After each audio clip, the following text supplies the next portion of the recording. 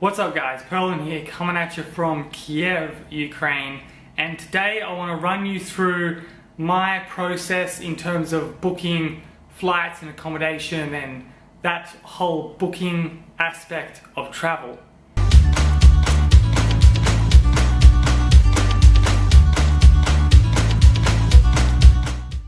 So the current situation is I'm currently in Kiev, Ukraine, and I will be traveling up to the countries above Ukraine, so like Belarus, Lithuania, Latvia, Estonia, and then I need to get back to Australia. Now on this trip that I'm currently on now, I spent a month in Southeast Asia and Thailand, Hong Kong, a few different places like that. Then I spent a month living in Germany, then I spent a month living in Cyprus, then I've spent the last couple of weeks traveling through Prague, different cities in Germany, and now here in Kiev, Ukraine. And I am running low on funds, so I need to get back to Australia eventually. But I had a bit of a decision to make. I could either choose to stay in Europe longer and then just pass all the way through to Australia, or I could cut my European trip a little bit shorter and stop in Asia and spend some time there before I eventually get back to Australia. So that was my basic big choice of what I wanted to do. So I've decided to cut the European trip a little bit shorter and leave in 2 weeks. So for the first tip for you guys is, once you know sort of how much money you've got, the places you kind of want to visit, the places along the way that you might want to stop in at, once you sort of figure out those type of things, then you figure out what time frame you want to spend in each of those countries. Once you've figured that out, second thing to do is to book the big long haul flights. So for me currently, I was like, okay, I'll be leaving here in 2 weeks from Europe, flying back to Asia. So I was like, first I need to get a big ticket from Europe somewhere to Asia. The cheapest flights is from London to Bangkok.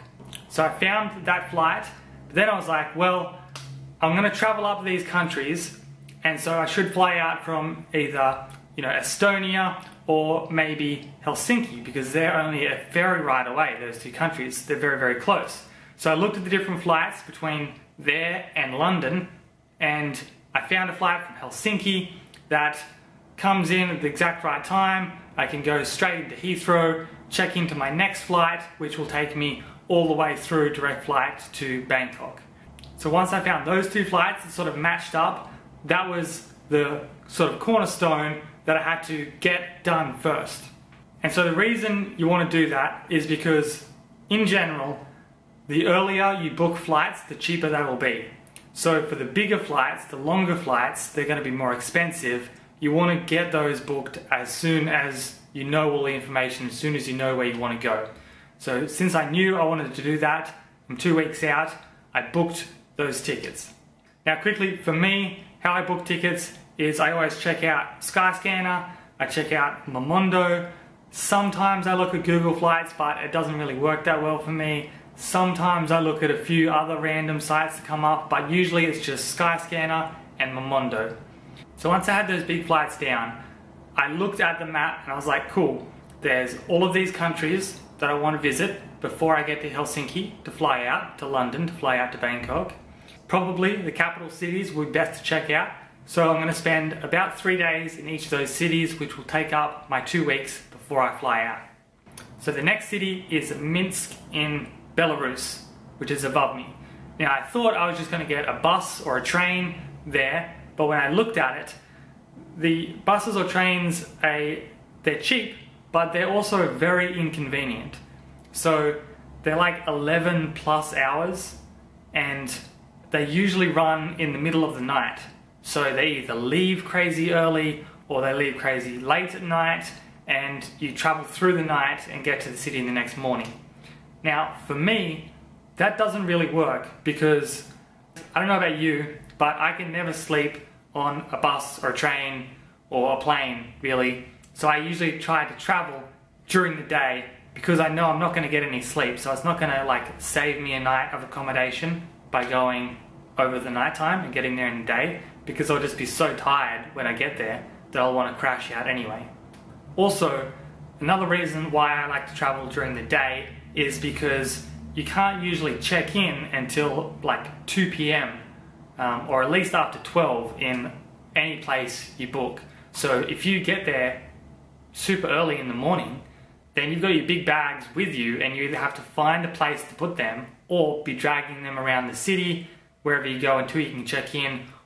So because of that, I got online, looked at flights, I found a flight for like $110 Australian, and you know, the $80 to $90 that it's going to cost me more to get that flight is worth it for me because one, it's only an hour flight, it's super easy to get to the airport in both of the countries, so I'm not going to be super tired, and it's during the day. I won't have lost any sleep, I won't have a headache from traveling all night, I won't have to deal with crossing the border by bus or by train because I would just be able to go through security at the airport, and all of that ease of use is worth the $80 Australian. So the next point for you guys is, what do you value more when you're booking your flight? If you want the absolute easiest way to get from where you are to your destination and you're willing to pay to make that as easy as possible, then you can definitely do that. You can get taxis or private cars, you can get first class so it's more enjoyable on the flight, you can get all of those things to make it as smooth and easy as possible.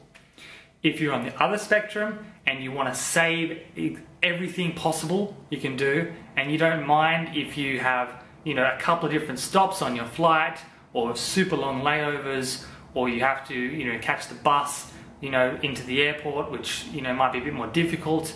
If you don't mind all of those different challenges, but you want to save as much as possible, then you can do that also. For myself, I'm kind of in the middle. I want to save as much as possible, but also I get to a point where it's worth more to just pay than to go through the headache of all of the, you know, trying to save on nickels and dimes. So it's really up to you how you want to do it. Another thing that you really have to think about when traveling is getting from spot to spot. So if you get a flight from one city to another, you also have to look at how easy it is to get to the airport from where you are to the airport, and then on the other side from the airport to the city. If you arrive in the daytime, there's going to be a lot more public transport options that you can choose. If you arrive in the middle of the night, all of those might be closed and you might have to get a taxi. If the airport is a long way away from the city, that's going to be a very expensive taxi to get. So that's another thing you need to think about when you're booking these flights. You know, it might be cheaper to arrive in the middle of the night, but if you add in a $50 taxi ride, that's going to be way more expensive than the plane ticket that arrived in the day, but was, you know, $20 more expensive. The other thing you need to think about is there different airports to that city? A lot of cities these days have two airports that you can fly into. There's the international airport, and then there's like a secondary airport which usually caters to more domestic travel, and also some cheaper airlines that can't afford to get spots at that international airport. But for an example of my own trip, I had to make sure that when I left London to Bangkok, it was from Heathrow, and when I arrived in London from Helsinki, it was also in Heathrow. So I didn't have to go to Gatwick Airport, which would have been a headache to do. So they both, you know, arrive and depart from Heathrow, so I know that I can just, you know, go to the right gate and go from there. I don't have to spend an hour looking at public transport or expensive taxis to get from airport to airport. After your flights, the next thing is internal travel. So when I looked at the different options, I quickly found out that by bus is the cheapest by far to get from city to city from Belarus upwards. And so I can just easily get a coach. There's, you know, multiple coaches running each day. They're only like 12, 15 euro, so they're very, very cheap. They take about 5 hours to go from, you know, city to city. And 5 hours is manageable for me. After you've figured out the internal travel, and if you know if you have to book that or if you can just show up, the next thing is accommodation. Now with accommodation, I usually stay in either hostels or Airbnbs. This place right now is an Airbnb. There's positives and negatives to hostels and Airbnbs. Airbnbs are a little bit more expensive, but you also get your own place with your own little kitchen and your own, you can set up, leave your stuff around, you don't have to worry about being stolen. Hostels, you don't have as much privacy, but you have a lot of people around. So you can meet a lot of people, go out on pub crawls, things like that. Airbnbs, you have a lot more privacy, you have a lot more comfort, but you have no one around you. So you have to really put it on yourself to get out there and meet people in the city that you're in. So there's good things about either. Also, hostels are a little bit cheaper than Airbnbs. After you book the accommodation, the place you want to go to, you want to check out the transportation between that hostel or Airbnb and the airport or the train station or the bus station, wherever you're arriving from. So first, I always check Uber, see how much it costs. Uber's crazy cheap in places, especially here in Kiev. It's only like $2 Australian to get across the city. Maybe trams, any type of public buses. If you can figure out how that works and do that, that's a very affordable way to get from place to place. And a great tip to figure out the public transport is to use Google Maps.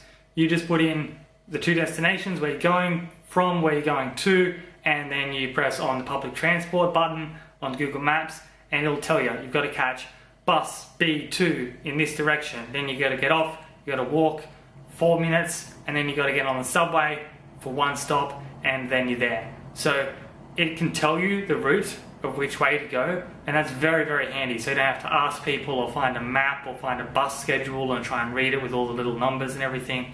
So Google Maps is great for that, which is another tip. Make sure you have a local SIM card for the country that you're in. If you just try and work on Wi-Fi, maybe the Wi-Fi is down. That happened to me today. The Wi-Fi in this Airbnb went down, but luckily I had a SIM card in my phone. I could book a flight from here to Minsk tomorrow, so it had to be booked, and I didn't have to go out searching for Wi-Fi in the city to get that done. So if you have a local SIM card, you can do all the bookings if Wi-Fi doesn't work, plus you've got maps, which is very handy when you're exploring the city. So there you have it, guys. That's my process of how I book accommodation, flights, internal travel, how I make those decisions, what I weigh up in terms of convenience versus price, and what things I use like Momondo, Skyscanner, Airbnb, Uber, that are really key to me traveling all around the world and making it as efficient and as cheap as possible. Hope you got some good tips from this. Hope it helps. Use some of these tips. If you have other ideas or ways that has really helped you when you've been traveling around, leave them in the comments below. I know a lot of people will be thankful for any tips they can get, especially if it's for a certain city or a certain area that they're planning on going. Any information about that will be greatly appreciated. That's it for now. Hope you enjoyed this video. Till next time, bye.